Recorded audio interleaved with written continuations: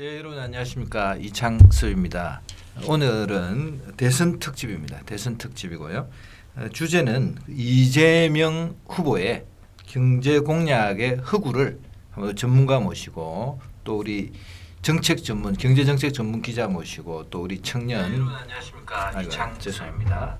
오늘은 잠깐만 소리 나갔는데 이해해 주시고요. 오늘 행사는 그 앞서가는 모임들, 앞서가는 시민들의 모임이라는 그 시민단체가 주관하고요, 뉴데일리가 후원하는 대선 특집입니다. 앞서가는 시민들 모임, 잠깐 광고를 좀 하겠습니다. 앞서가는 시민들 모임은 중도 보수 시민단체들의 연합체입니다. 보수 성향의 시민단체들이 모였고요, 중도 진보 시민단체들하고 대화와 통합을 추진하는 그런 단체입니다. 그래서 우리 대표적인 우리 그 인터넷 언론, 정통 언론 뉴데일리 후원으로 오늘 이렇게 행사 마련하게 됐습니다. 먼저 제가 여기 이제 모신 분들 소개를 좀 하겠습니다. 지금 먼저 오늘 그 경제 정책을 아주 예리하게 분석해 주실 분을 모셨습니다. 이성구 박사님이신데요. 이성구 박사님 대단하신 분입니다. 서울대학교에서 경제학을 공부하시고요, 일본 동경대학 박사를 하셨고요, 경제학 박사시고요. 사실은 이제 현실 우리가 지금 우리 경제가 이만큼 성장한 데는 경제 관료들의 역할이 대단히 컸습니다. 사실은 숨어 있는 그런 그 관료들의 역할과 기획과 노력이 합쳐져서 지금 오늘의 이제 경제 선진국이 됐는데요. 경제기획원에서 일하셨고요, 공정거래위원회 기업협력국장, 소비자정책국장, 규제기획관도 하셨고요, 총리실 규제기획관 하셨고, 대통령실에서 민관합동 규제개혁 추진단장을 하셨습니다. 이성구 박사님 오늘 모셨습니다. 네, 만나게 돼서 영광입니다. 이 박사님이 그 유튜브도 하나 하시죠? 네. 그 무슨 유튜브 이름이 좀 신기하더라고요. 네, 속물경제 TV 이렇게 했습니다. 요새 하도 이상한 사람이 나와가지고 뭐 공정정의 부르짖길래 저는 속물로 나가기로 했습니다. 속물. 어쩌면 그게 진짜 뭐 제대로 된 건지 몰라요. 사실 우리 네. 맨날 그냥 뭐 대의만 내세우고 실제 네. 하여튼 그렇고, 지금 이제 저쪽 맨 끝에 앉아 계시는데요, 임정환 뉴데일리 경제차장이십니다. 정책팀장이십니다. 그래서 아까 정부가 만든 경제 정책 이런 것들을 다 분석하시고 비판하시고 하는 역할을 해오셨습니다. 감사하고요. 지금 제 옆에 앉아 계신 분은 이경민 프리랜서 언론인입니다. 전직 기자시고 또 방송도 하시고 기고도 하시고 여러 다양한 활동 하시는데, 이경민 씨 반갑습니다. 반갑습니다. 네. 오늘 하여튼 우리가 여기 모여서 자연스럽게 하여튼 이재명 경제 공약이 뭔지 좀 들여다보고 그게 뭐 현실성이 있는 건지 뭐 제대로 된 건지 해보겠습니다. 저는 뭐 크게 부담 없이 사실 공부도 좀 덜 해왔습니다. 그래서 전체적으로 방향을 잡고 우리 박사님한테 여쭤보고 이렇게 하겠습니다. 일단 먼저 시작을 하기 전에 잠깐 우리 그 화면에 카바 페이지 잠깐 하나 넣어주시죠. 네, 요게 이제 우리 이 박사님이 하신 건데, 뭐 이재명 경제 공약 바로잡기 시리즈 중에 부동산 공약. 이제 처음에 기본 시리즈 중에서 기본 네네. 주택을 제가 처음에 유튜브에서 한번 방송한 적이 있습니다. 네네네. 그 내용이 되고. 자, 기본 주택 그러면 일단 공약 잠깐 화면에 한번 띄워보죠. 네, 지금 저겁니다. 그 기본 주택 공약은 저렇게 되어 있습니다. 지금 보니까 임기 내 250만 호를 공급하고 100만 호는 기본 주택으로 역세권 고급 아파트를 월세 60, 70만 원 수준 공급한다. 지금 이렇게 되어 있습니다. 이게 좋잖아요. 그럴싸하잖아요. 누구나 다 원하는 것 같은데. 네. 저는 그런데 저 정책이 오히려 성공하면 재앙이라고 얘기를 하려고 하는 겁니다. 그러니까 보통은 정책은 성공하면은 이 축하할 만한 일이 돼야 되는데 저대로 성공하면은 오히려 재앙이 될 수 있다. 네, 네. 이경민 씨 뭐. 예를 들어 청년들 같은 경우에는 이제 이런 이재명의 기본주택에 대해서 자기 집을 못 갖게 되고 오히려 나라에 종속되는 삶을 살게 된다 이렇게 생각하는 이대남, 특히 20대 남성들이 많은데요. 그런 20대 남성들의 견해가 그 박사님께서 보시기에 타당한 생각인지 조금 궁금합니다. 그렇죠. 왜 그러냐면은 지금 이제 250만 호 중에서 100만 호는 사실 시장 가격하고는 완전 동떨어진, 뭐냐면은 역세권에 한 30평 아파트가 월세가 60, 70만 원이면은 실은 어느 정도 요새 가냐면 서울 같으면은 한 300만 원 갑니다. 역세권에 30평 고급 아파트라면 그러면 한 230만 원을 보조금으로 준다는 거나 마찬가지예요. 이게 거의 인테리어 비용 정도에 불과한 겁니다. 그럼 모든 사람들이 여기 가기 위해서 줄 서야 돼요. 오히려 집 있는 사람까지도 팔고 무주택자로 된 다음에 저거 받기 위해서 줄 서게 될 거예요. 그러면은 어떤 경쟁이 일어나냐면 지금 청년들이 취업 스펙 만들기도 굉장히 벅찬데 이제는 주택 청약 스펙 만들기 경쟁이 정말 치열해질 겁니다. 그리고 또 하나는 저는 이제 공무원 할 때 제가 처음 공무원이 됐을 때는 1980년에 맡았던 게 주택 정책이었어요. 네네. 그때도 정부가 뭐 임대주택을 많이 만들어야 된다는 얘기를 하면서 그게 몇십 년을 이어온 건데 정부가 공공임대주택을 만들면 자기가 만들고 싶은데 만들게 됩니다. 네네. 왜 그러냐면 일반 민간인은 이게 잘 세입자가 들어와야 되거나 분양이 돼야 될 거 아니에요. 그러니까 소비자가 원하는 곳에 만들려고 노력을 해요. 근데 여기에서는 그럴 필요가 전혀 없어요. 6, 70만 원을 아무 데나 만들어줘도 되는 겁니다. 그러다 보니까 굉장히 낭비도 많이 일어날 거고 그리고 또 하나는 이 100만 원을 건설 원가 6, 70만 원으로 공급하겠다고 그랬는데 땅은 뺏어야 돼요. 그러지 않고서는 이거에 나올 수가 없거든요. 도저히 안 나오니까. 예, 땅을 뺏어야 되는데 좋아요. 저는 그건 찬성하는 겁니다. 용적률을 올려주고 네. 지주한테 용적률을 예를 들어서 200%만큼 올려준 다음에 100%는 네가 갖고 100%는 정부에 바쳐라 그러면 바칠 사람들 많긴 많은 거죠. 그런데 이 과정에서도 또 특혜 논란이 대장동처럼 일어날 겁니다. 그럴 거 아니에요. 200% 주면서 100% 먹는 거가 이익이 될 거니까 또 이거를 가지고 이재명이 하면은 하는데 분명히 대장동이 또 나올 거다. 서울 시내에서. 그거고 그다음에 이 돈이 얼마가 들어가냐면요. 아무리 엉터리로 짓더라도 2억 이상이 들게 됩니다. 고급 아파트. 3억 잡아도 한 300조 이상 그렇죠. 된다고 하더라고요. 네. 근데 이제 땅은 뺏었으니까 3억이면 굉장히 고급 아파트 집니다. 그런데 얼마냐면은 300조면은 집권 기간 동안 1년에 60조씩이에요. 그렇죠. 네. 그러면 지금 현재 세수가 320조 정도 됩니다. 원래 300조 예상했다가 많이 거치는 바람에 320조, 350조 사이에 왔다 갔다고 하는데 세수를 20% 늘려야 돼요. 그럼 지금 세금 내는 사람들 20% 더 내야 돼요. 이재명은 부자 증세라고. 그러니까 300조 하고 20% 하면 60조. 60조를 5년 하면 6, 5, 300, 300조 딱 나오네. 그런데 그 300조 만들려고 이제 세금을 20% 더 걷어야 된다는 거죠. 네. 이재명은 부자 증세라고 우길 거예요. 근데 지금 부자들 증세하기 어려울 정도로 한국이 아주 높은 누진세율입니다. 부자들은 돈 좀 더 뺏어도 되는 거 아니에요? 더 뺏어도 되는지 모르지만 지금 부자들의 한계 세율이 몇 %인지 아세요? 잘 모르겠는데. 55% 정도 돼요. 사실은 그거보다도 더 높아요. 특히 세율 구간으로 따져가지고 우리나라에서 연소득 3억에서 한 10억 정도인 사람들은 전 세계적으로 가장 높은 세율 부담해요. 왜 그러냐면은 세율만 55%가 아니라 거기에 뭐죠? 건강보험, 뭐 연금 등등 해가지고 준조세가 다 준조세가 예를 들어서 연소득이 한 10억 넘는 사람한테는 별거 아니게 돼요. 왜 그러냐면은 의료보험료는 연간 월 300 몇십만 원이 한도거든요. 이재용이라고 그래가지고 뭐 3억을 내지는 않아요. 근데 한 5억에서 10억 사이 구간 사람들은 300 몇십만 원 내야 돼요. 그래서 제가 계산을 전에 해봤더니 그런 지금 말하자면은 어느 정도 부자로 되려고 사다리를 갖고 올라가는 사람들한테는 지금 현재 세율이 55% 이상이 되는 거예요. 근데 거기다가 20%를 더 내게다 그러면은 어떻게 돼요? 70% 세금이 되죠. 근데 이재명은 뭐라 그랬냐면 부자 증세 하겠다고 그랬어요. 또 가난한 사람은 안 하고. 그럼 그 사람 20% 하면 안 되잖아요. 그렇죠. 20%더 걷어야 되는데 40%를 50%를 하든지 해야 되겠구만. 그러면 55% 내던 사람이 75% 내야 돼요. 가능합니까 이게? 근데 지난 2일 또 TV 토론에서는 자기는 절대 증세가 없다고 선을 딱 그어서 이게 도대체 증세 없으면 어떻게 재원을 마련할 건지에 대해서 굉장히 좀 논란이 많이 되고 있습니다. 그거는 요 기본 주택에 뭐 기본 대출에 아까 디지털 대전환에 또 130조 쓴다고 그랬잖아요. 그걸 때 한꺼번에 몰아가지고 말씀드릴게요. 그러면 세수를 60% 증가시켜야 돼요.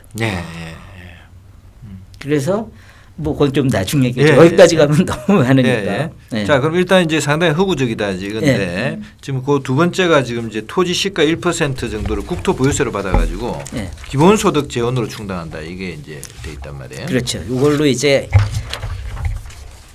물론 이제 토지에 대해서는 과거부터 이론이 있어가지고 토지에 세금을 걷는다고 그래가지고 땅을 가진 사람들이 땅을 폭파시킬 수도 없죠. 폭파해도 또 땅은 남아 있고 네네. 그렇기 때문에 전가가 힘들다. 그래서 토지에 세금을 걷는 거가 가장 조세 중립적이라고 얘기를 합니다. 예, 예. 조세 중립적이라는 건 뭐냐면 어디에 세금을 걷으면은 그 활동이 줄어들게 돼요. 그래서 조세는 되도록이면 어떤 경제 활동을 하든 차이가 안 나게 부과하는 게 좋다.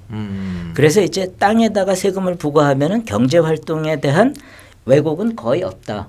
그래서 이게 좋은 세금이다. 그렇게 이제 얘기를 했어요. 근데 토지에도 가치가 많이 다르지 않을까요? 뭐 논도 있을 거고. 너무 예, 좋으신 대지도 있을 지적입니다. 거고. 왜 그러냐면 헨리 조지가 있었던 1700, 800년대에는 맞는 얘기였어요. 왜 그러냐면 부동산 개발이 별게 아니던 시절에는. 근데 지금은 가만히 보세요. 세계적인 경쟁력을 가진 도시라는 거는 사실 부동산 개발을 굉장히 잘한 도시들이에요. 싱가포르에 그렇게 뭐지 빌딩 위에 배 만드는 그 호텔 스페이스 샌더스 예. 그거 가지고 연간 관광객이 몇십만이 더 왔다고 그래요. 예. 그러니까 지금까지처럼 이재명처럼 부동산 개발 그러면은 뭐죠? 토건 세력, 비리 세력 이렇게 하는 아이디어를 가지고는 경쟁력 있는 도시, 경쟁력 있는 국가를 사실 못 만듭니다. 그런데 토지에 대해서 그렇게 세금을 걷으면 어떻게 되겠어요? 그렇게 개발을 해가지고 수익이 늘어나서 땅값이 오르면 1% 뺏어가잖아요, 정부가. 그러면은 토지 개발을 하는 사람들은 개발에 대한 생각보다도 세금을 어떻게 피해가야지 하는 생각에 더 신경 써야 돼요.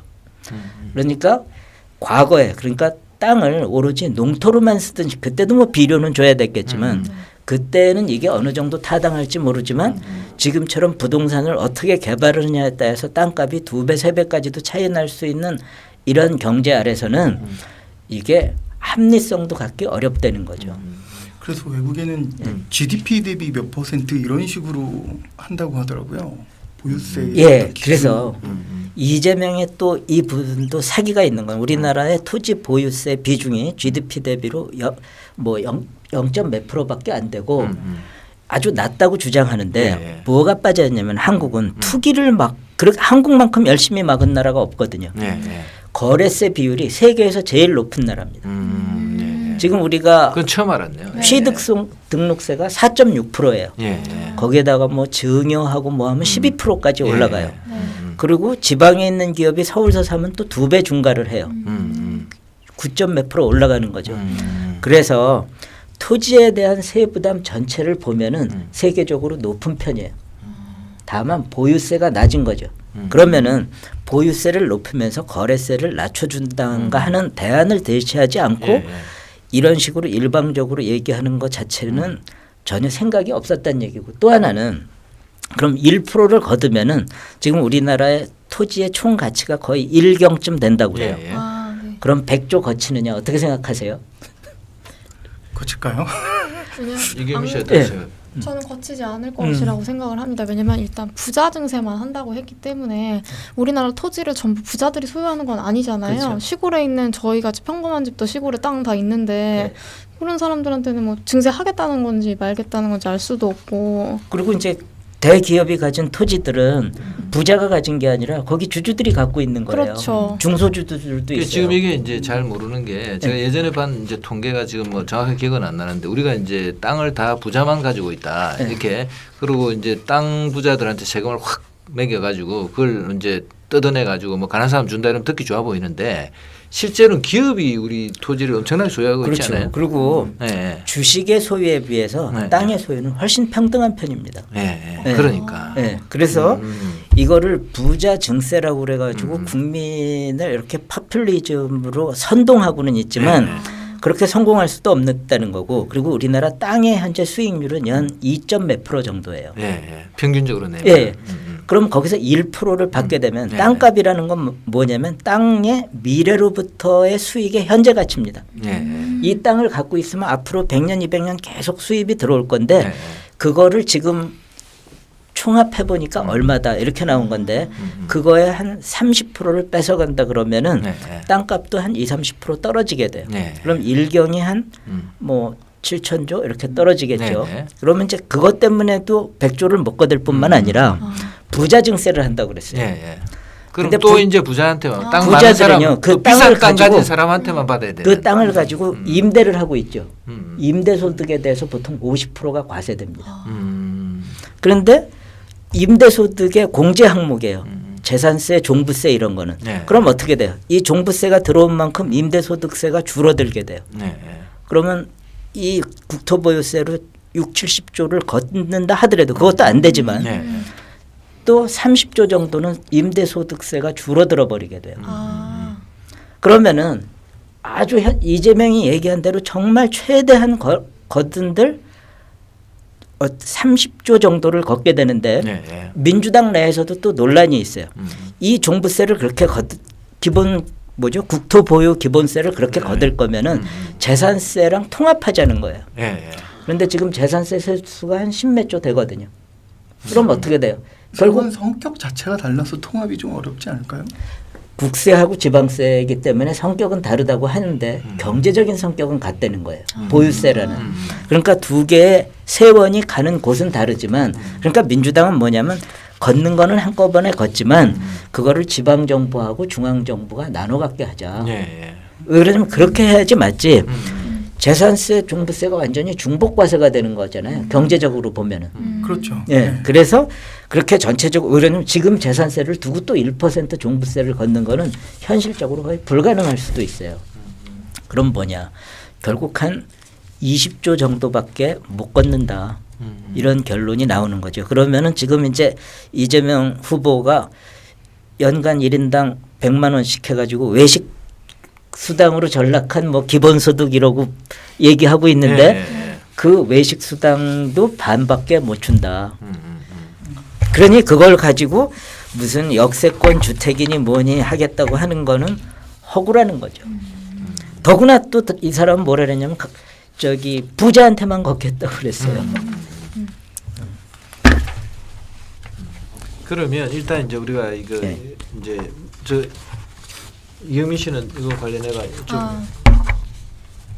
그러면 주택담보대출이나 이런 걸 받은 사람들은 전국의 국토 토지 가격이 30%가 내려가면 정말 재앙적인 결과를 맞을 것 같은데 어떻게 되는 건가요? 저는 근데 걱정 안 해도 될 거는 그렇게 못 한다는 거예요. 아, 왜 그러냐면 말로만 이렇게 하지 실제로는 실제적으로 실현성이 없는 이렇게 정책을 하면은 예를 들어 이렇게 하려고 그러면은 거래세를 낮춰주고 보유세를 이렇게 올리고 하면서 어느 정도 해가지고 이 집값에 지금 사실 집가가 30% 떨어지면 아파트값 그냥 30% 떨어져야 돼요. 네. 그러면 서울에 있는 30억짜리 아파트의 건축비는 3억 아니에요. 네.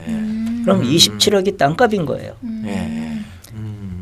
그러니까 30%를 떨어뜨리게 되면은 이게 지금 우리나라의 신용 경제의 기반이 되고 있는 게 사실 부동산, 주택 아니에요. 네. 그러니까 갑자기 이재명 집권 안 되겠지만 그 정부 기간 안에 이게 이루어지면은 이 국가 경제가 패닉에 빠지는 그게 거죠. 실제로는 사실은 이제 부동산 시장을 네. 이제 이 연착륙시키 전에는 사실은 이제 지금 문재인 정부 들어오기 전에는 사실은 박근혜 정부 초기에는 사실은 부동산 가격이 지방 같은 데 너무 떨어지고 아파트가 분양도 안 되고 미분양이 돼 가지고 오히려 이제 그 부동산 가격 내지는 아파트 가격 내지는 뭐 주택 가격의 폭락이 사실은 우려되던 상황이었거든요. 그게 그렇게 되면 우리가 이제 대출이나 이런 것들이 전부 부동산 베이스로 돼 있기 때문에 갑자기 떨어지면 사실은 은행들도 어려워지고 개인도 이제 그 저 채무를 갚을 수 있는 상환 능력이 떨어지고 이래서 사실 그때 이제 LTV나 DTI를 좀 늘리고 대출을 좀 더 해가지고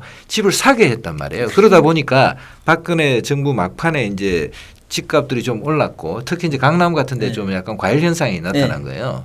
근데 과열됐다고 해가지고 문이 들어와가지고 28번인지 그냥 막 무지막지한 부동산 정책을 펴서 집값을 다시 더블 만들어 놓은 거 아니에요.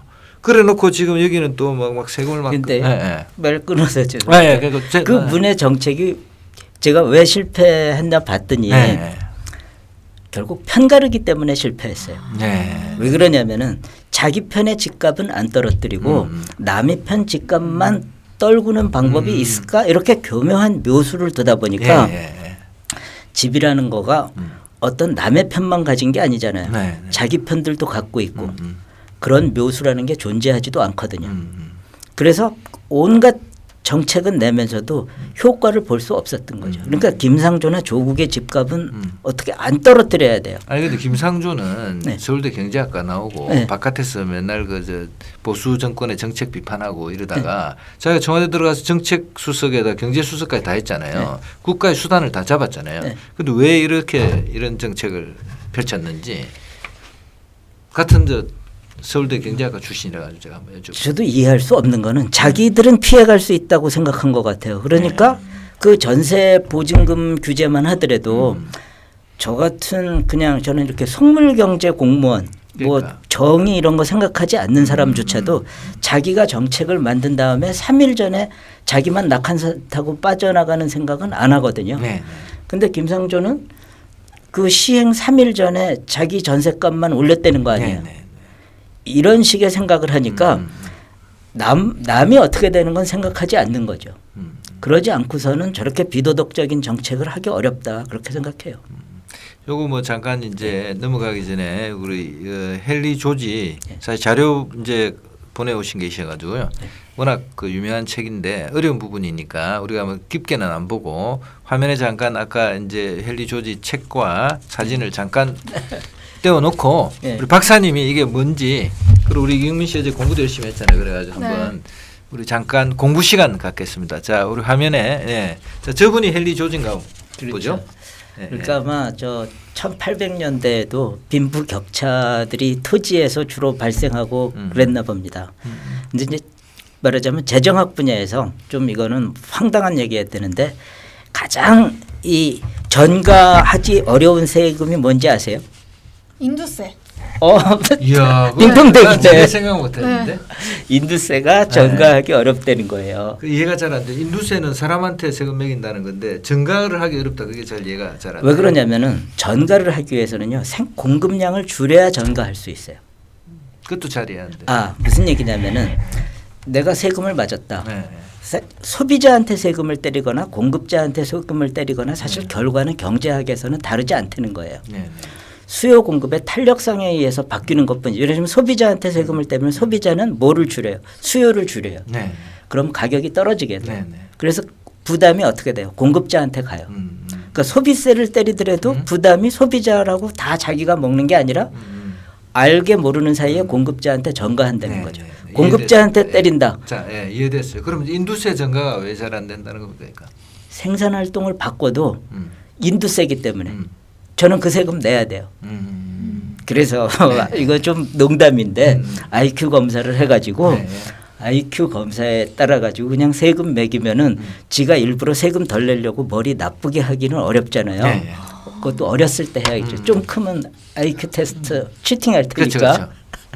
그래서 저는 제 키도 작고 그래가지고 대학생 제가 이제 재정학 배울 때 그럴 게 아니라 우리 외모 가지고도 해야 된다. 키 가지고 나처럼 작은 사람은 깎아지고 뭐 이런 농담도 했었습니다. 그런 개념이구만요. 예. 그래서 세금을 부과하더라도 그 세금에 따라 가지고 경제 활동을 변형시킬 수 없는 곳에 세금을 부과하면은 가장 왜곡이 적다. 그렇게 해서 이제 등장했던. 그래서 토지에다가 네. 토지는 이제 바꿀 수 없으니까. 근데 이거는 1800년대 얘기라는 거예요.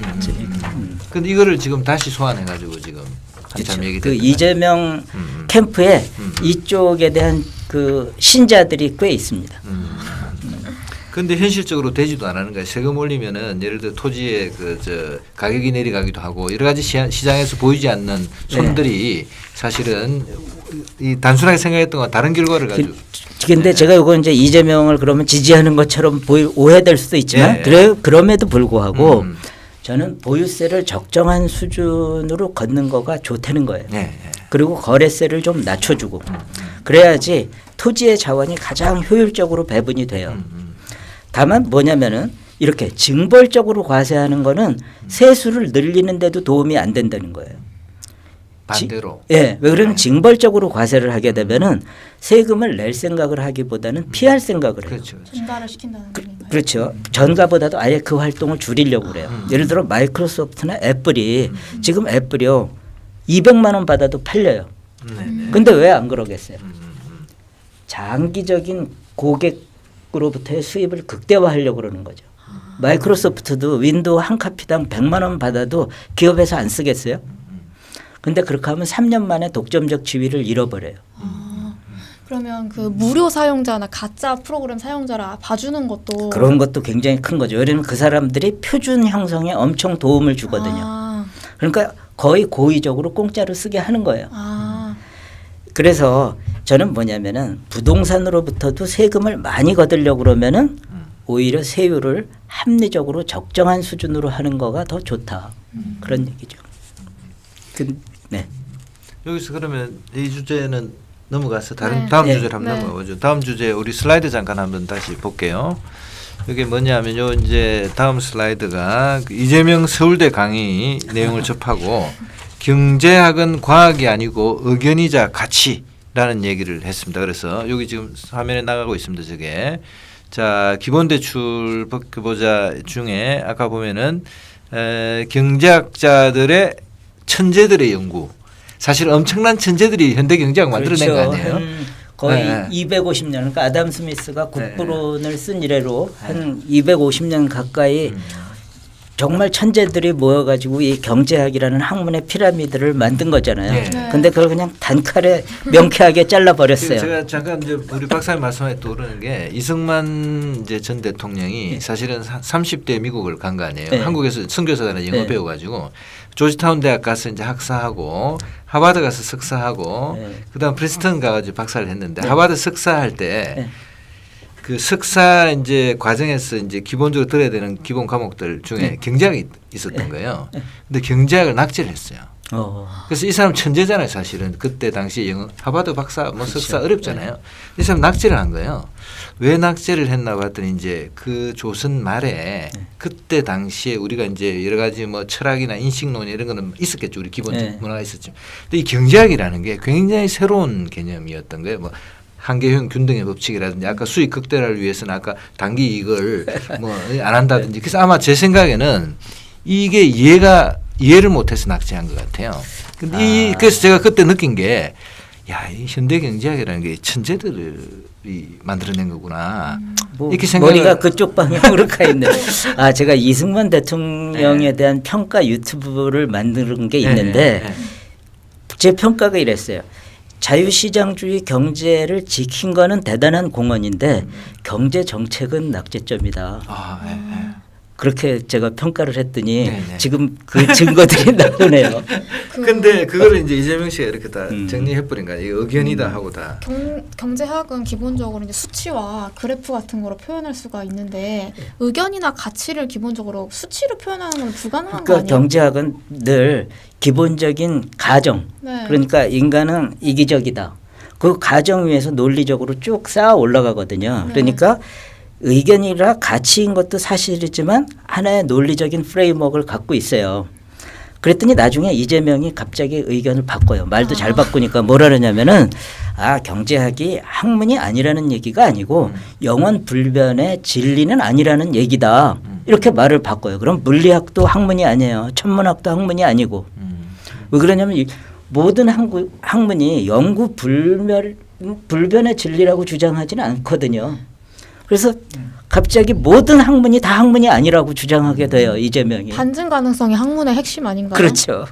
근데 어쨌든 본인이 갑자기 말을 그렇게 바꾸는 바람에 이제 경제학뿐만이 아니라 일반 과학들까지도 자연과학까지도 학문이 아니게 된 거죠.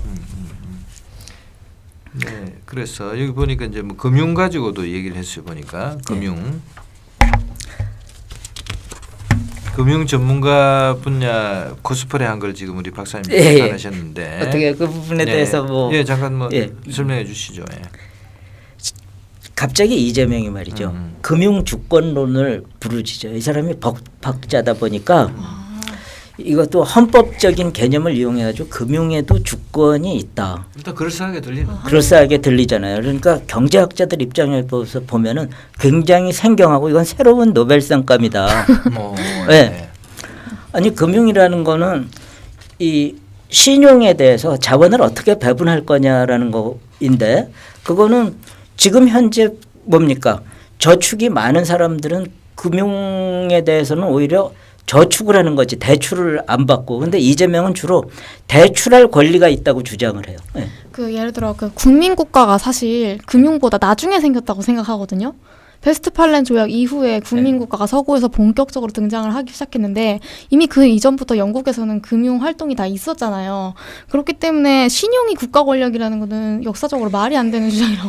이재명이 어디에서 이 아이디어를 가져왔는지는 정확하진 않은데 제가 보기에는 책을 뭔가 읽다가 몇 개의 단어가 잘못 걸려들었다 이런 생각도 있고 아마 쭉 화폐 발행권에 대한 얘기를 많이 하는 걸로 봐서 국가가 갖고 있는 화폐 발행권이라는 거는 그 국민의 위임에 의해서 생겼다고 자기가 논리를 구성한 것 같아요. 물론 이제 실제적으로 보면은 화폐 발행권이라는 건 국민의 위임에 의해서 생기기보다는 처음에 금에서 출발하잖아요.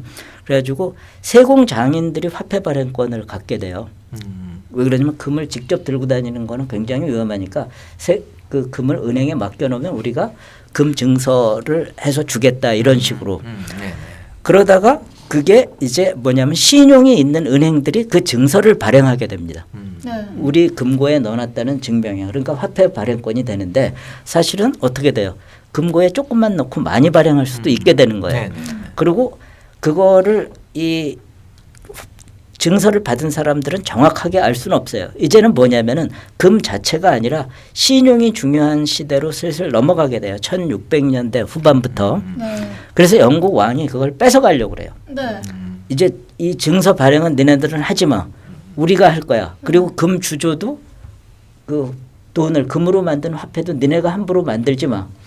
그래서 그 투쟁의 결과로 화폐 발행을 하는 거는 민간 은행들이 하되 왕이 갖는 권한은 그 민간 은행으로부터 무한히 돈을 빌릴 수 있는 권한을 갖게 되는 거가 이 화폐 발행권에 대한 말하자면 사회 계약의 시초거든요. 네.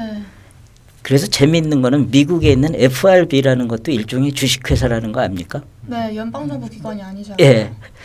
그것도 연방 정부하고 타협의 결과예요. 그 중요한 은행가들하고 말하자면 거기에서 봐라 돈을 만들어내는 권한이라는 거는 그런 국가적인 합의에 기반한 거다. 그러니까 이거는 금융에 대해서는 주권이 있다. 이렇게 이제 논리를 만들어냈던 것 같아요. 그런데 갑자기 그거를 대출권으로 바꾸는 거죠. 그래서 모든 국민은 대출권을 갖는데 왜 가난한 사람한테는 이자율이 높고 부자한테는 이자율이 낮으냐. 이렇게 단계 하나씩 논리가 오면서 점점 사기성을 추가하게 되는 거예요.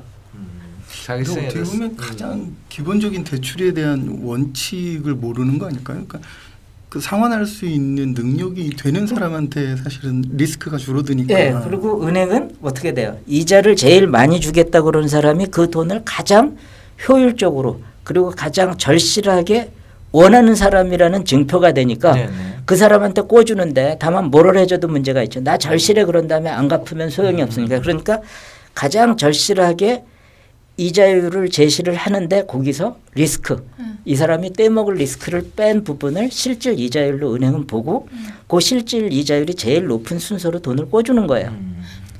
그런데 그거를 갑자기 국민주권 버전으로 바꿔가지고 은행에서 제출은 동일하게 받아야 돼. 이렇게 바꿔버린 거죠. 그러면 기업들이 은행에서 돈을 어떻게 빌려요? 못 빌린다는 얘기지. 이런 빚을 빌려주고 갚는 행위는 고대 국가 시절에도 다 있었던 일이고 사람들의 경제적인 마인드는 다 똑같았다고 생각을 하는데 이거를 마치 근대 이후에 나온 것처럼 이렇게 치환을 해서 설명을 할 생각을 하는 이재명은 도대체 어떤 자기가 천재라는 착각을 하는 것 같아요. 그러지 않고서는 이렇게 하기 힘들 거죠. 그래서 저는 이재명의 주장은 이재명의 주장으로 공격해라. 그래서 이재명이 이걸 이제 하기 위해서 한 게 뭐냐면 이 코로나 기간 동안에도 그 은행들은 엄청난 이익을 얻었다. 그러면서 이 금융주권론의 기초로 사용해요. 그렇기 때문에 은행이 가난한 사람들한테 꿔줘야 된다. 근데 이 논리에 따르면은 은행은 앞으로 부실 기업을 중심으로 빌려줘야 돼요. 그리고 돈 떼먹을 사람한테 주로 빌려줘야 되고. 그러니까 금융 섹터에서 부가가치를 창출하면 이거는 금융 주권론에 반하는 게 되죠.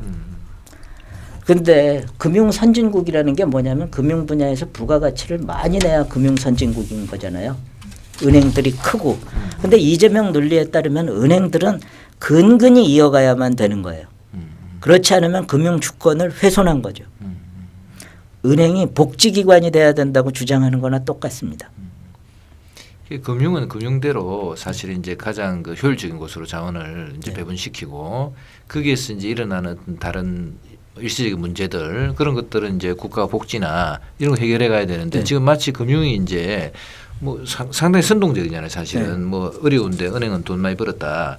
자영업자들 다 어려운데 여기는 대출권이 있다. 네. 무조건 은행 금리로 네. 그게 제 금융으로 난 거 은행 금리로 저금리로 막 빌려줘라. 네. 마치 뭐 그러면 이제 표는 도움이 되겠죠. 사람들이 절실하니까. 그래서 실제로는 이제 시스템을 붕괴시키고 아니 뭐 할 수도 없는 공약 아니에요 할 이게. 수도 없죠. 그래서 그러니까 말은 그럴싸한데 실제로 실행 못하는 공약이에요. 제가 할 수도 없다는 거를 뒤에다가 조금 썼는데 네. 이제 1,000만 원씩 빌려주겠다는 거 아니에요? 5천만 원한테 500조가 필요해요. 네. 그런데 나중에 좀 말이 안 되니까 한 반 정도 하겠다고 바꿨어요. 네. 경제활동 인구 정도로 하겠다. 근데 경제활동 인구라 해도 3천만 원이 넘거든요. 네. 또 수정해가지고 한 2천만으로 바꾼 것 같더라고요. 그래도 200조예요. 네. 근데 이재명이 뭐라고 그랬냐면은 이 200조에는 정부 세금은 전혀 동원하지 않겠다. 그럼 뭘로 해야 돼요? 은행이 자발적으로 줄 리는 없는데 네. 화폐 화폐 발행권으로 해야 돼요. 그래 주권론 나오네요. 보니까. 그렇죠. 그럼 돈 200조를 찍어서 주겠다는 거 아니에요? 200조를 일단 뿌리면 듣기는 그럴싸해요. 그래도. 200조를 뿌리면 어떻게 되겠어요? 경제가. 짐바브웨처럼 슈퍼 하이퍼 인플레이션이 일어날 것 같네요. 뭐 그런 정도까지는 안 가는데 제가 계산을 해봤더니 갑자기 지갑에 200조 원이 들어오면은 국민들 지갑에 그거를 지갑에다 넣고 있을 리는 없죠. 그리고 지금은 디지털로 들어와요. 어마어마하게 지갑에다가 하필 현금을 주는 게 아니라 제 빨라져요. 계좌에다 돈을 쏴줄 거 아니에요. 그럼 그게 은행에 잔고로 있어요. 네. 그럼 은행은 그걸 기초로 돈을 또 빌려줄 수 있어요. 그걸 우리가 이제 신용 창조라고 그러잖아요. 그래서 보통 200조를 시중에 그런 식으로 풀면은 장기적으로 거의 1,500조 정도로 이 화폐 유통량이 늘어난다는 거예요. 5배 내지 10배 사이로 늘어난다는 거예요. 그러면 우리나라 지금 그 통화량이 뭐 이제 M1, M2 뭐 하는 거에 따라서 굉장히 다르지만 그런 정도의 이 유통 속도를 갖는 통화량이 한 3,000조 정도 된다 그러는데 그거가 1,500조가 늘어나게 되면은 물가가 최소한 50% 장기적으로 보면은 5년 동안에 100% 정도 상승할 수 있어요. 그럼 짐바브웨급은 아니지만 상당히 많이 오른다고 볼 수 있겠네요. 그렇죠. 그러면 이제 이자율이 사실 굉장히 오르게 돼요. 왜 그러냐면은 이자율이라는 거는 실질 이자율은 변동이 없지만 명목 이자율은 실질 이자율 더하기 물가 상승률 아니에요. 그러면 이자율이 연 10% 이상이 돼야지 되는 거죠. 만약 안 그렇게 되면 어떻게 되겠어요? 사람들이 전부 다 돈만 꾸려고 그래요. 왜냐하면 물가가 올라가게 되면 다른 것도 올라가게 되니까 우리가 이자율이 한 10% 이상이 되게 되는데 그러니까 실제 시중에서의 정부는 계속 2%로 꿔주겠다 그러면 전부 은행 가서 돈 꾸려고 줄 서게 되겠죠. 정말 이재명 말대로 은행을 정부가 지배하지 않으면은 이 신용 배분이 불가능해지는 겁니다. 그리고 물가 상승 같은 경우에는 각자 경제 주체 각각에 대한 영향이 다르잖아요. 네. 인플레이션이 유리한 사람도 있고 불리한 사람도 있는데 이런 차별이 구조적으로 발생하지 않나요? 이제 그렇게 되면 각자 또 거기에 적응해요. 되도록이면 현금 보유는 줄이고 뭐 이제 실질 자산 보유로 바꿔 나가겠죠. 그래서 이익과 손해는 있겠지만 뭐 옛날에는 임금 소득자가 손해 본다 그랬어요. 네. 임금은 정해져 있으니까 그렇지 않을 거예요. 그래서는 이제 임금 소득자들도 어떻게 되겠어요? 물가 상승에 따라서 올려 달라고 할 거고 네. 다만 뭐냐면 거래 비용이 늘어난다는 국민이 거예요. 피곤해질 것 같은데요. 굉장히 피곤해지죠.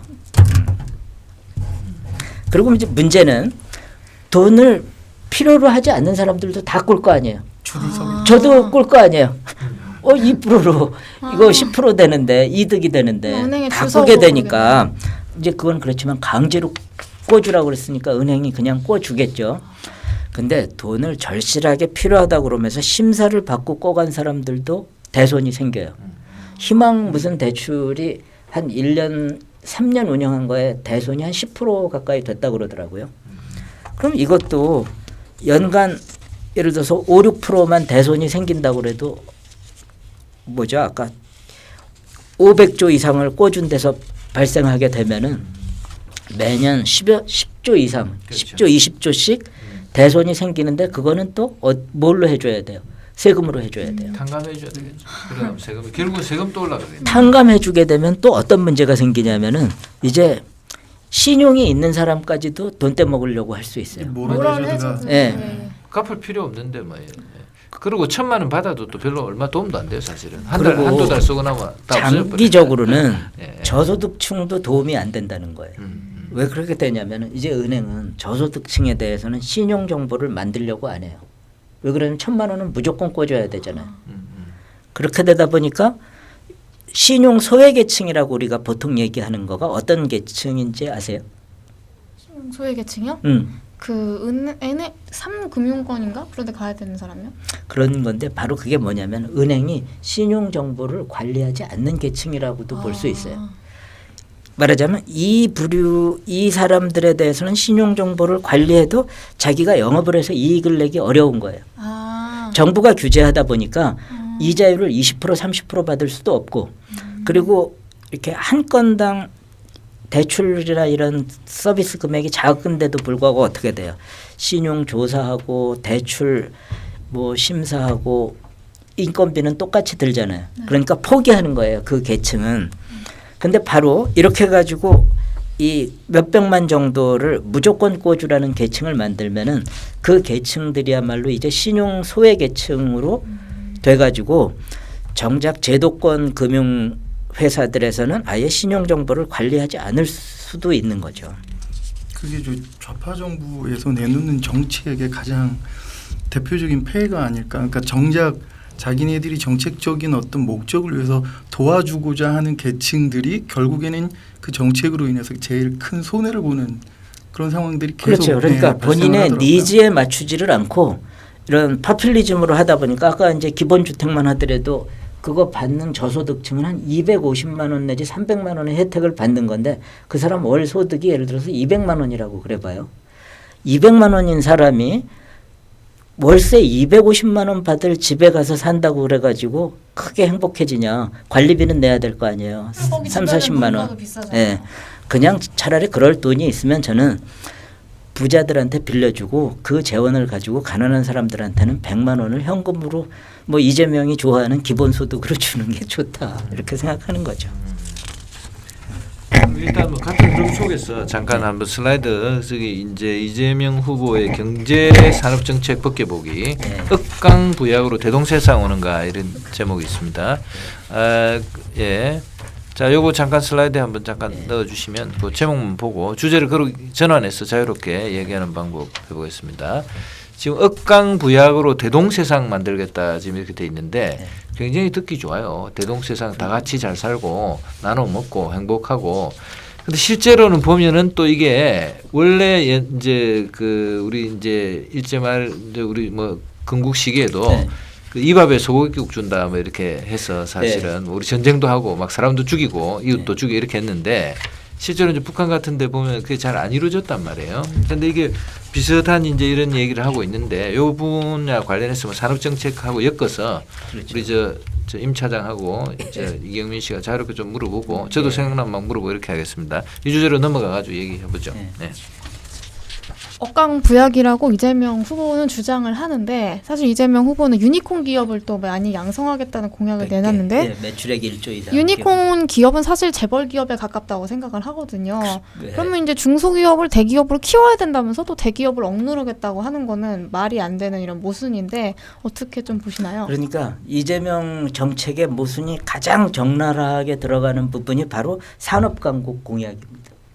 그래서 저는 이 부분은 그냥 이재명 공약을 읽으면은 바로 그 자체 이재명의 최대의 적이 이재명이다 하는 건데 이적조가 되는 거예요. 예, 조적조는 이적. 그나마 옛날에 이적. 조국이 발언한 게 지금 조국을 공격하는 건데 그렇죠. 이재명은 지금 이재명이 발언하는 게 지금 이재명을 공격한다는 거예요. 바로 이제 이 억강 부약을 하면서 산업 강국이 된다 그러는데 억강이라는 게 바로 경쟁력이 있는 기업을 눌러야 되는 거잖아요. 센 근데 놈을 어떻게 누르고 약한 놈을 키운다. 뭐 어떻게 이런데. 할 수가 예, 예. 있겠어요? 약한 놈 키우면 약한 놈도 센 놈이 되잖아요, 결국은. 근데 시장은 네. 약한 놈을 키워가지고는 망하게 되죠. 네. 네. 그 이재명이 이제 7월 출마에 변해서 지금 우리 경제의 최대 그 위기의 원인이 불공정과 양극화다. 그리고 그 모든 책임은 대기업에 있다. 이랬어요. 그러면서 이제 억강부의 대동세상이 하면서 이재명이 또 사자성어를 되게 좋아해요. 화천대유도 그래서 그 김만배도 뭐 그런 사자성어를 좋아했지만 서로 뜻이 맞던 게 아니었나 이런 좀 추측도 해보게 돼요. 그래서 이 사자성어를 가지고 이제 여러 가지 말들을 풀어나가죠. 그래서 보면은 뭐 공정을 몇십 차례, 뭐 성장을 몇십 차례, 뭐 이렇게 얘기를 했다고 하는데 이 7대 공약들 한번 좀 보신 적 있으세요? 어디서 많이 들어본 내용들이 여기저기 다 섞여 있어서 사실 큰 차별화를 느끼지는 못했습니다, 솔직히. 근데 그냥 좋은 말들은 네, 다 네, 담았는데 어디선가 좋은 말들을 이렇게 백화점식으로 다 모아놓은 것 같고. 미사 여구의 잔치다. 네. 근데 그 미사 여구 자체들이 서로 싸워요. 네. 그래서 이재명 공약은 공약끼리 싸운다 하는 얘기를 제가 그냥 농담처럼 들은 적이 있는데 바로 여기에 적나라하게 드러나요. 그래서 이제 첫 번째 얘기가 상생가치, 좋은 말 다 들었잖아요. 대중소기업 간 서로 돕고 균형을 회복해서 나라를 발전시키자. 그냥 뭐 너무 좋은 듯한 얘기를 하는데 중요한 포인트가 뭐냐면 중기 제품 제값받기. 납품 단가 연동제. 원가가 오르면 그냥 올려주라는 거예요. 네, 절대 네, 흡수하지 말고. 네, 네. 그리고 혹시 비용이 생겼을 때 이 납품 기업한테 전가하지 말아라.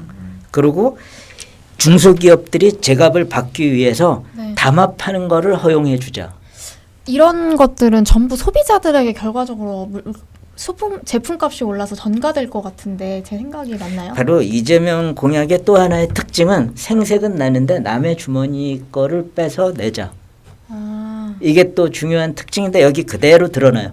그리고 이재명 공약에 일반 소비자는 존재하지 않아요. 여기에 이재명의 천재적인 면이 있는데 넓게 퍼져 있는 표는 표가 아니다. 말하자면 그때 소비자는 조금씩 다 부담할 거 아니에요. 그러니까 그거를 편들어 준다고 자기 찍지는 않는다.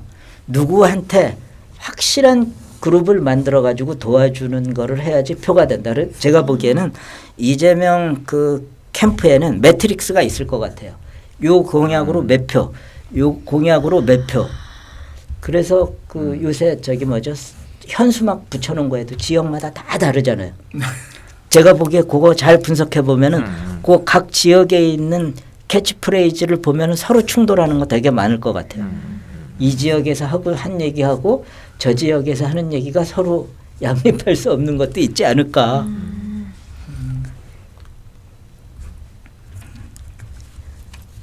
그러면서 뒤에 이제 디지털 플랫폼에 공정 안전망이라는 또 말도 잘 만들어요. 예.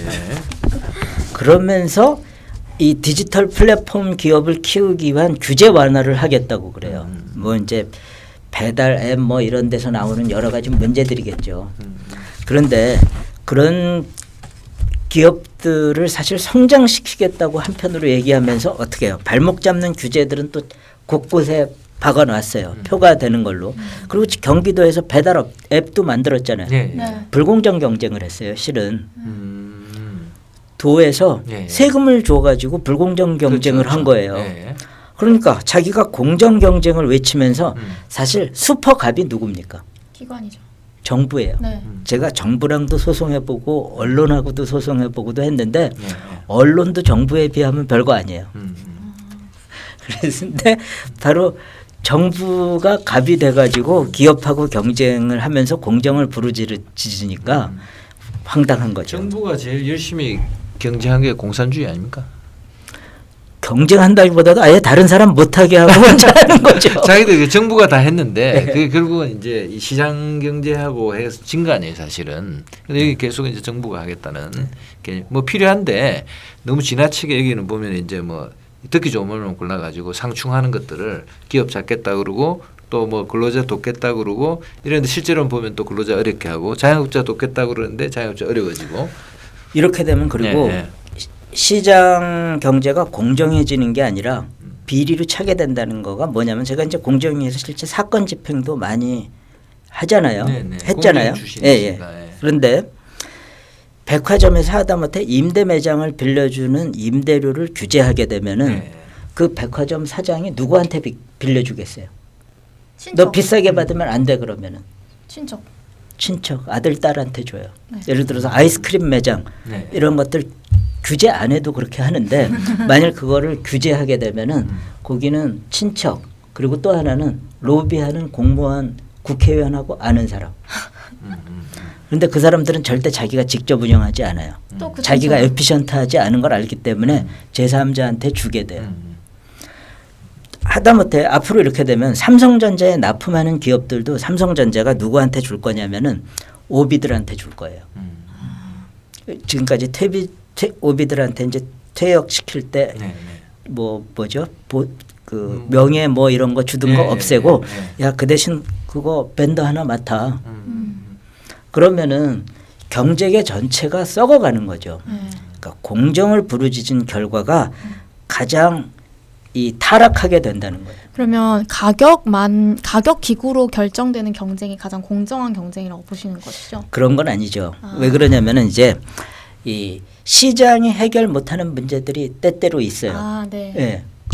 간혹 뭐 이런 거 있습니다. 뭐냐면은 특정 기업을 얘기할 수는 없는데 자기 회사 옆으로 니네 부품 공장이 와라. 그리고 자기 회사가 아니면은 살기 어렵게 모든 주문을 해요.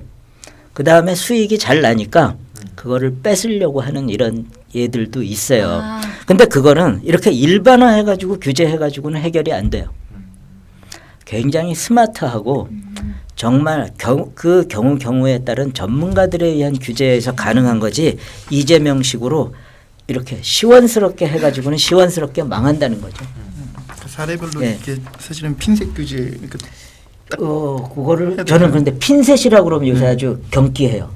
대부분 편가르기를 하더라고요. 핀셋이라고 그러면. 특정 대상을 딱 어떤 민사법의 일반 원칙이라든가 이런 거에서 판례들이 확립돼야 된다는 거예요. 내지는 공정거래위원회 심결 사례에 의해서 그렇게 모든 자산을 자기한테 특화시킨 기업에 대해서는 거래를 끌어내려면은 상당 기간의 예고 기간을 둬야 된다.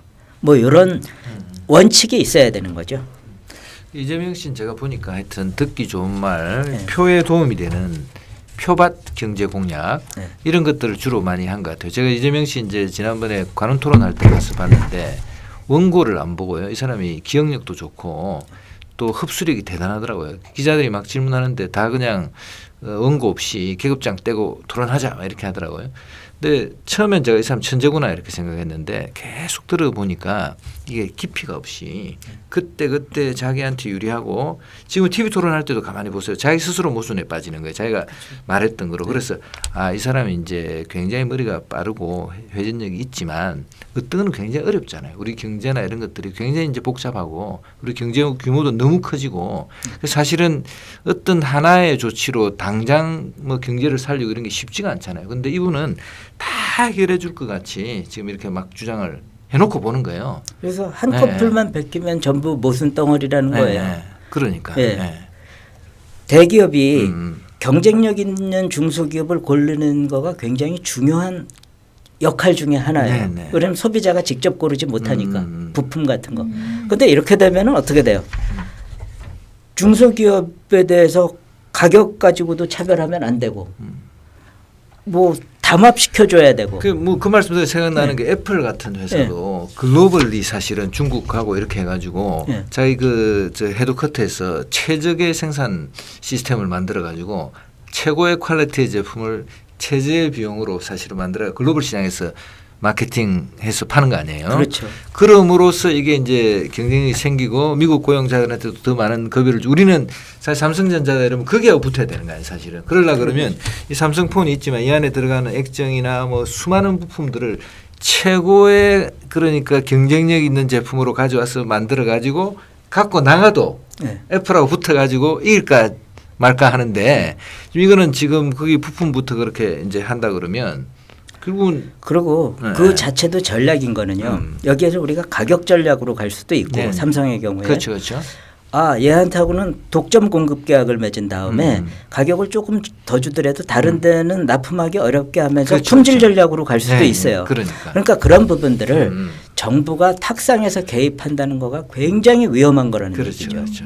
근데 이거는 이제 이재명이 마치 정부가 다 해줄 수 있는 것처럼 다 해결해 줄 수 있고 최고의 것을 국민에게 줄 수 있는 것처럼 어떻게 보면 속이는 거 아니에요? 속이는 거죠. 그러니까 네. 제가 이제 서울 사무소장이라는 것도 했었거든요.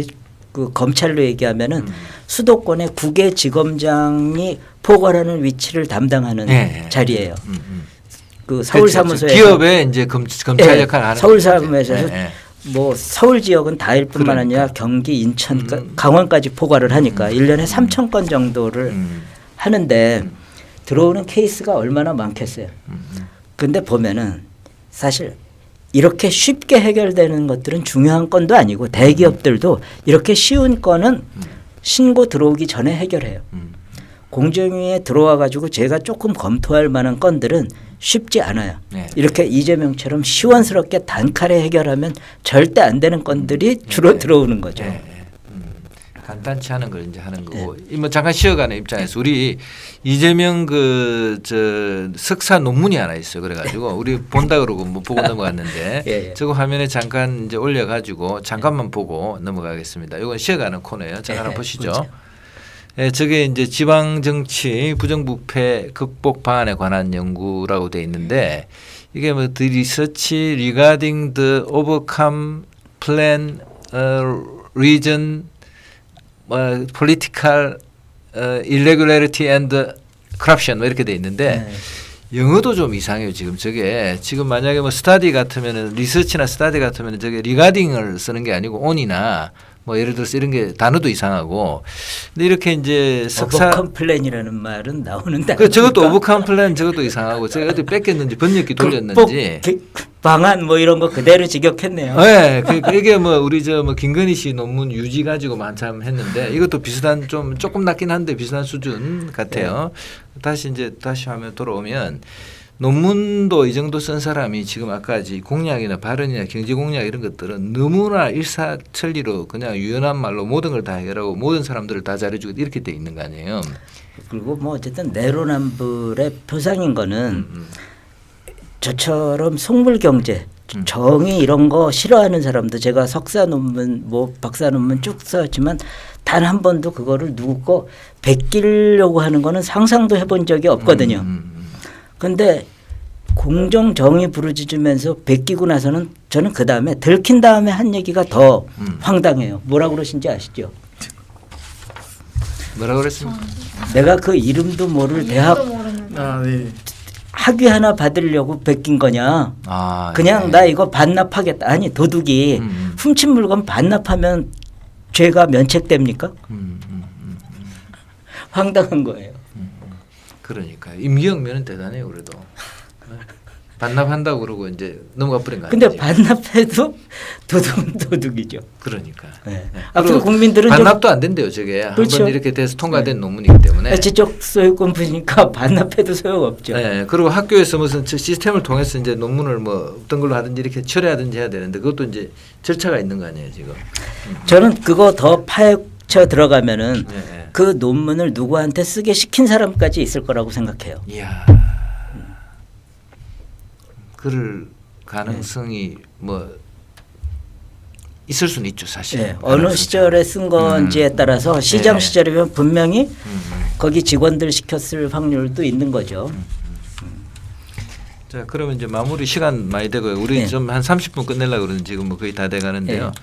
마무리로 우리 저 먼저 이제 차장님도 한 말씀 하시고 우리 또 저 이경민 전 기자 프리랜서 또 이제 미디어 전문가도 한 말씀하시고 우리 또 박사님 마무리하시고 저는 이제 맨 끝에 마무리하는 거로 네. 그렇게 하겠습니다. 우리 임 차장님 한 말씀 워낙 하시죠. 좋은 네. 말씀을 많이 해주셔가지고 타이밍을 맞춰서 아이고, 뭐 죄송합니다. 여쭤보지 아니요 워낙 예. 워낙 좋은 말씀을 해주셔서 그러니까 이제 경제 공약을 사실은 저도 이번에 한번 쭉 그 정리를 해서 목록을 한번 봤는데 디지털 대전환 정약 이쪽에만 지금 한 135조 가까운 돈을 넣는다고 해요. 근데 이제 내용들을 보면 굉장히 아까 말씀해 주셨던 것처럼 뭐 좋은 단어나 뭐 이런 것들도 이제 지금 현재 정부에서도 집중적으로 하고 있는 이런 부분들을 다 총망라해서 굉장히 좋은 백화점식으로 이제 나열한 이런 상태가 되어 있습니다. 근데 이제 이런 정책들을 다 봤을 때 마지막에 남는 의문은 이 정책들을 다 어떻게 하려고 할까?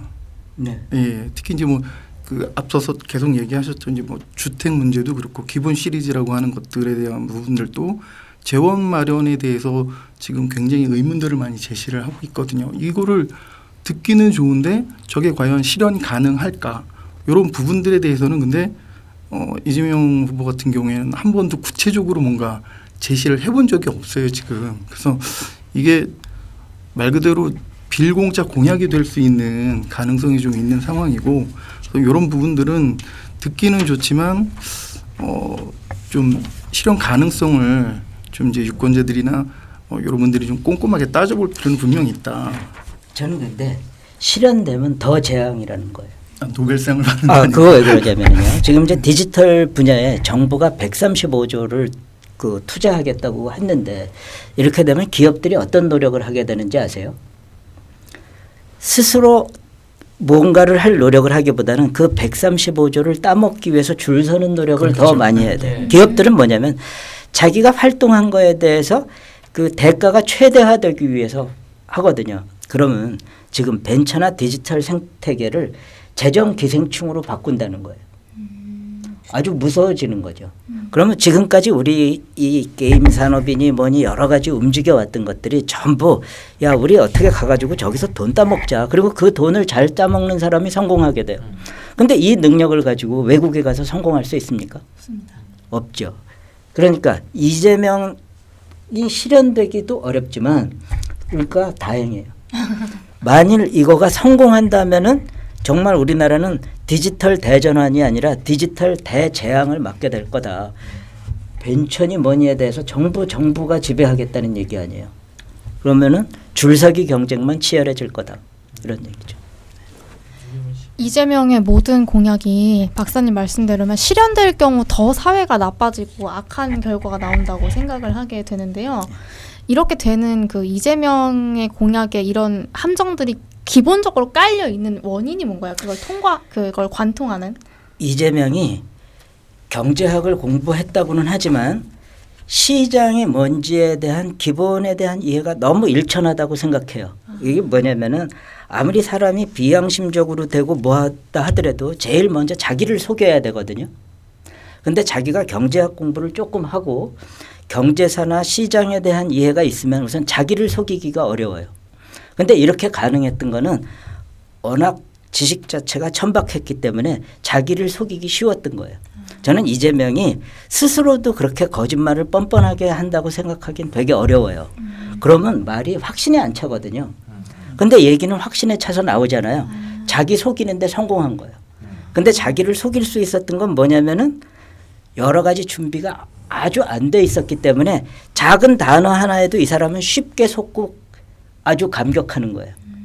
그래서 확신에 차가지고 거짓말을 한 다음에 또 새로운 단어를 배우게 되면은 말도 쉽게 잘 바꾸게 되는 거죠. 그래서 결과적으로는 이재명 후보가 얘기하는 대로 하면은 재앙이 되는데 물론 이제 대통령이 안 될 거기 때문에가 제일 다행이지만 또 하나는 실현될지도 않을 거기 때문에 좀 다행이다. 죄송합니다. 노벨상을 놓쳤네요. 네. 지금 사실은 이제 너무 중요한 말씀을 해 주셨습니다. 사실 이재명 이제 공약에 대한 어떤 분석뿐만이 아니고 사실 이런 공약이 나오게 된 것에 대한 이제 뭐 관료로서 또는 이제 또 학자로서 이제 통찰 말씀해 주셨는데 저도 상당히 동의하는 바가 있습니다. 왜냐하면 이게 조금 알면 이렇게 못해요. 근데 모르기 때문에 어쩌면 본인도 이렇게 열심히 하는 것 같고 또 하나는 이제 이렇게 해도 국민들이 속을 거라는 표를 줄 거라는 아마 그런 믿음 같은 게 있는 것 같습니다. 그런데 지금 우리 국민들 뭐 수준이 굉장히 높고 또 그 과정을 지켜보면서 국민들이 제대로 된 판단 하지 않겠습니까, 그죠? 네, 믿고 있어요. 네. 자, 그럼 오늘 우리 시간도 많이 되고 해서 여기서 이제 마무리를 하고요. 오늘 행사는 사실 이제 앞서가는 시민들 모임에서 이제 후원해 주셔가지고 했고 주관을 했고 뉴델리에서 이제 후원해서 우리가 오늘 뭐 대담을 했습니다. 그래서 이재명 경제 공약의 흑우를 같이 토론해봤습니다. 우리 이 박사님 너무 감사하고요. 좀 더 이제 오늘 뭐 너무 길게 했는데 다음에 좀 짧게 네. 좀 해서 같이 했으면 좋겠고 임차님도 수고하셨고 이경민 씨도 수고하셨습니다. 자, 우리 오늘 여기서 방송 마치겠습니다. 네, 감사합니다. 네, 고맙습니다. 감사합니다. 감사합니다.